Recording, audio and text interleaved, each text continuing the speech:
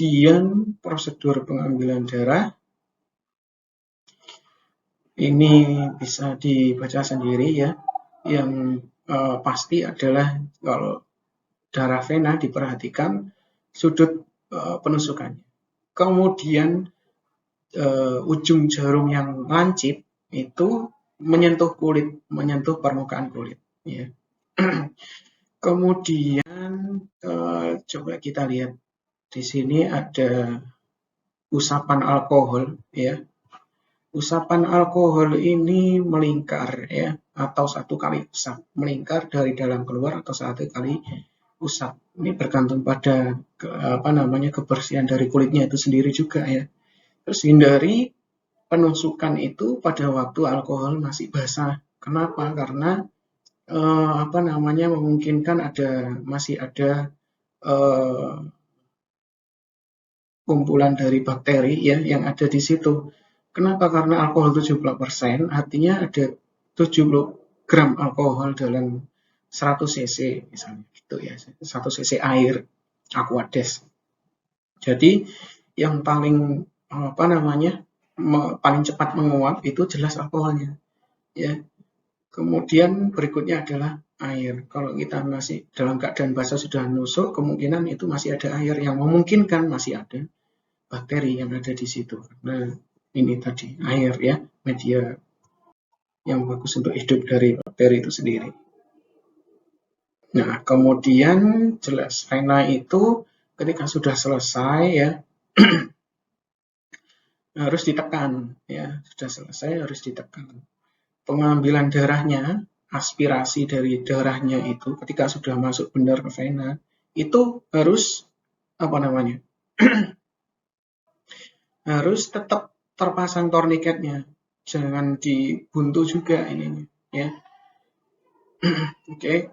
Ketika pengambilan darah sudah selesai, jangan lupa ini torniketnya harus segera dilepas dan genggamannya juga harus dilepas ya, genggaman dari pasien itu sendiri.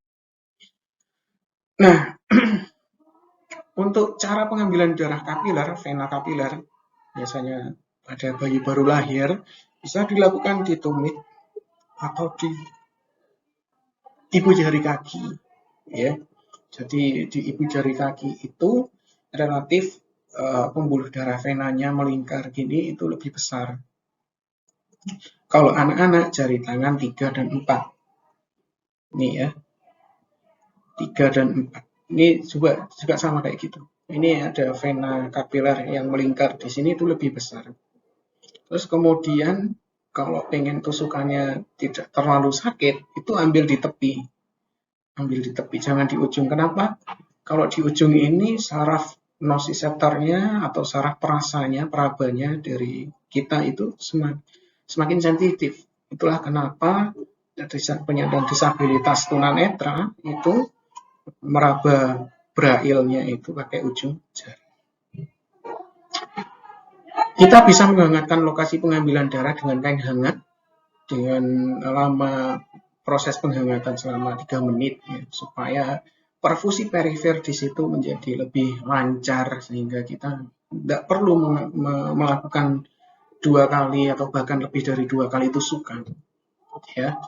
Kadang saya juga meremas-remas ujung jarinya itu ya agar ada sirkulasi di situ ya. Kemudian jelas alat-alat yang kita butuhkan kasa alkohol 70%, lancet steril ya. Kemudian pipetnya atau mikropipet tabung kecil untuk mengambil darah yang keluar. Oke, prosedur. Oke. Nah, berikutnya cara pengambilan darah arteri di mana petugas harus terampil jelas ini ya. Ini makanya dalam proses pendidikan seperti praktek profesi nurse ini harus terpapar banyak sekali proses pengambilan darah arteri ya, supaya menjadi skill yang sangat dikuasai ya. Ini membutuhkan keterampilan khusus di mana yang bisa kita ambil itu di mana prosedurnya itu khusus banget ya. Kemudian lokasi yang bisa kita ambil di arteri radialis, brachialis, atau bahkan di femoralis. Ada satu lagi ya, ketika 3 ini sangat sulit ya, atau 3 ini sudah sering kali diambil, maka kita bisa ambil dari arteri pedis ya, di punggung kaki. Itu ada nadi yang terasa. Jarum yang digunakan berkisar, kalau arteri besar bisa menggunakan 18 sampai 20 Gauss. Kalau arteri kecil silahkan pakai 23 sampai 25 ya. Arteri radialis ini sangat superficial dengan banyak jaringan-jaringan lainnya di situ ya, ada tulang dan lain sebagainya. Pun demikian dengan arteri yang ada di pedis ya. Jadi memang lebih menantang di radialis ataupun di pedis ya. Kalau femoralis jelas ini besar banget pembuluh darah arterinya di situ sehingga nadinya terasa kuat banget di situ ya. Sangat besar, tapi hati-hati. Ini femoralis letaknya kalau kalian lihat di anatomi sistem peredaran darah itu hampir tempelan antara femoralis dengan vena femoralis. Jadi hati-hati ya, perlu keterampilan khusus agar benar-benar jarum itu kena arteri, bukan vena. Nanti kalau kena vena bisa hasilnya beda. Dan itu meragukan klien, merugikan klien ya. Kemudian ini prosedurnya bisa disimak sendiri nanti ya. Dengan sudut pengambilan itu paling maksimal jelas 90 derajat ya.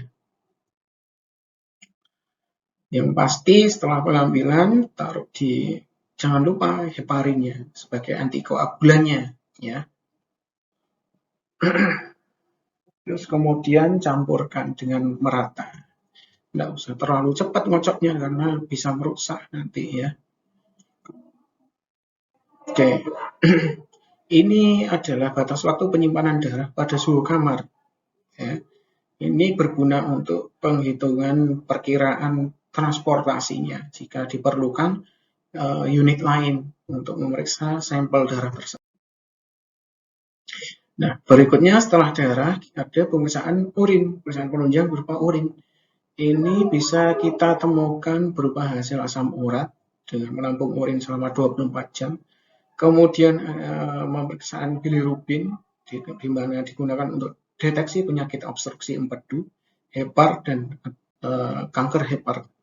Kemudian HCG ini jelas untuk deteksi adanya kehamilan ya.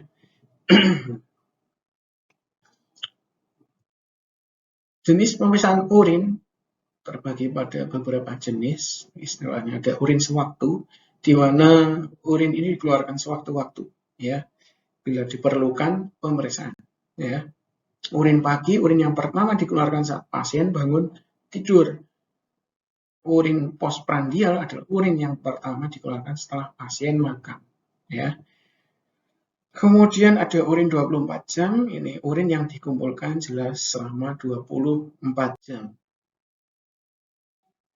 Prosedur bisa tergantung pada pasien ini menggunakan kateter urin atau tidak, ya. Kalau tidak menggunakan kateter urin, mudah saja. Kalau ada terpasang kateter urin, maka kita yang perlu mengambil sampel dari urin itu sendiri, ya. Adapun pasien dengan kateter urin itu ada pemeriksaan urin steril dan urin biasa. Urin steril ini biasanya untuk pemeriksaan biakan-biakan kuman yang mungkin saja ada di saluran kemih, ya. Mungkin terjadi adanya indikasi adanya infeksi, ya. Perlu ya untuk menentukan bakteri apa yang ada di situ, kemudian ditentukan antibiotik apa yang sesuai. Kemudian ada feses, di pemeriksaan feses itu sendiri meliputi dari secara fisik, ada kita periksa warnanya gimana, baunya bagaimana, konsistensi ya, konsistensi keras, lunak, lembek, cair ya. Kemudian lendir, darah dan telur cacingnya. Oke. Adapun bakteri-bakteri yang ada di feses seperti misal Salmonella, Shigella, Escherichia coli, dan Staphylococcus. Prosedur spesimen pemeriksaannya, pengambilan spesimennya terbagi atas non-steril dan steril, ya, perlu diperhatikan ini. Kemudian ada pemeriksaan sputum, di mana pemeriksaan sputum atau dahak ini adalah proses pengambilan lendir yang keluar dari bronki atau trakea, bukan dari mulut. Kenapa? Karena bisa jadi itu saliva, ya, bukan di hidung ataupun tenggorokan, tapi di bronki atau trakea. Oke, di mana tujuannya pemeriksaan sputum ini adalah mengetahui hasil basil tahan asam (BTA) dan mikroorganisme yang ada dalam tubuh pasien. Pemeriksaan ini mengkaji antara lain warna, bau, konsistensi, dan darahnya juga, selain pemeriksaan mikroorganisme yang ada di sputum tersebut. Nah, pengambilan BTA, ya, untuk pemeriksaan BTA, basil tahan asam, itu ada prosedurnya. Gampang saja kalau misalnya pada pasien yang tidak terpasang ETT, ya, tinggal diajarkan pasien batu efektif terlebih dahulu supaya benar-benar yang keluar itu sputum bukan saliva, ya, di mana yang diperlukan 5-10 cc sputum, dilakukan selama 3 hari berturut-turut, biasa pada pasien yang dicurigai menderita TB. Untuk penerimaan dahak pada pasien terpasang ETT ini butuh keterampilan tertentu, makanya kalian juga harus banyak terpapar tindakan ini agar lebih terampil, karena banyak ini nanti dilakukan pada pasien-pasien di ruang ICU atau bahkan di ruang rawat inap yang terpasang tracheostomi misalnya, tidak hanya terpasang ETT. Oke, terus kemudian ada pemeriksaan radiografi, di mana pemeriksaan ini ada terminologi dari radiologi kita perlu ketahui dulu, di mana radiologi itu adalah ilmunya, cabang ilmu untuk melihat bagian tubuh manusia dengan menggunakan pancaran atau radiasi gelombang, baik gelombang elektromagnetik bahkan mekanik. Frekuensi yang dipakai dalam sinar X-ray itu merupakan kemajuan teknologi modern, di mana memakai pemindaian CT scanning, atau kemudian ada MRI, magnetic resonance imaging, ya, kemudian gelombangnya ini sangat tinggi atau gelombang ultrasonik, ya, seperti misal USG, ya, atau ada radioterapi oleh kedokteran. Ini juga menggunakan radiologi, cabang ilmu radiologi.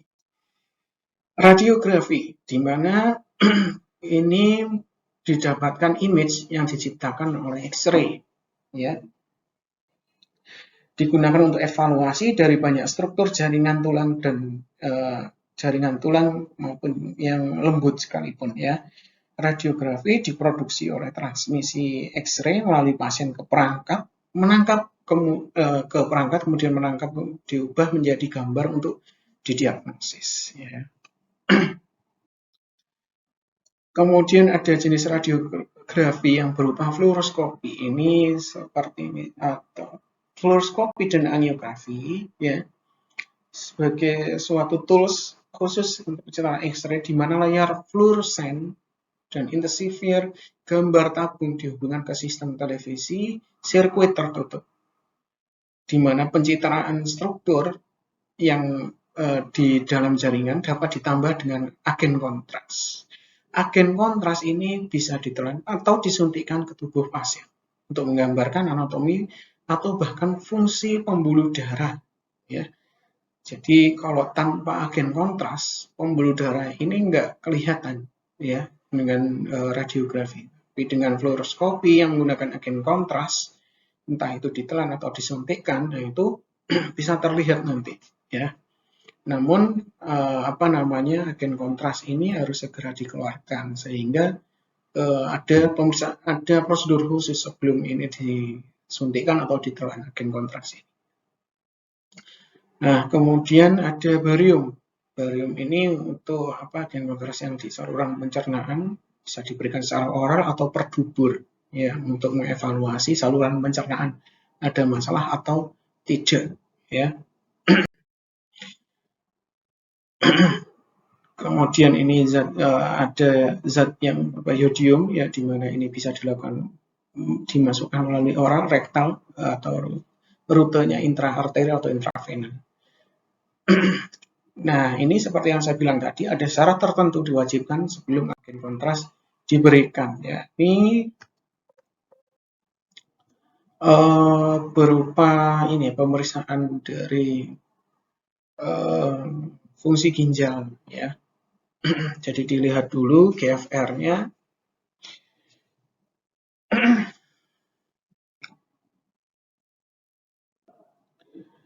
Diperiksa dulu apakah ada gangguan atau tidak ya, seperti misalnya bunkrea ya.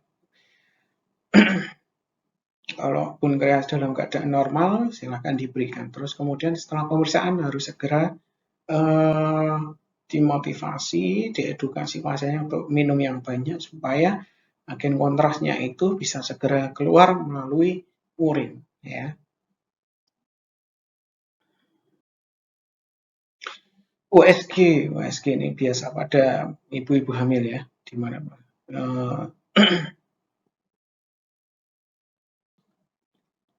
di mana ini butuh keterampilan yang mumpuni, biasanya berbanding lurus dengan pengalaman, semakin banyak pasien yang ditangani, semakin dia terlatih ya untuk mendapatkan gambaran secara cepat, sehingga pasien juga nggak terlalu lama menjalani pemeriksaan USG ini. Kemudian MRI ini seperti medan magnet ya, pasien masuk dalam kondisi terentang, masuk ke dalam suatu media tertentu di mana di situ ada putaran inti atom ya, medan magnet. Dan ini menimbulkan suara bising di ruangan. Terus kemudian butuh keahlian khusus bagi operator. Semakin banyak slice MRI, semakin bagus hasilnya ya. Karena kebisingan ini biasanya banyak dikeluhkan oleh pasien sehingga karena biasanya pada pasien-pasien yang pertama kali MRI ya, sehingga perlu ada edukasi sebelumnya ya. Baik, saya kira itu saja yang bisa saya sampaikan tentang pemeriksaan penunjang ya. Sekali lagi terima kasih atas perhatiannya, mohon maaf bila ada salah kata, semoga bermanfaat. Saya akhiri, Assalamualaikum warahmatullahi wabarakatuh, salam sejahtera.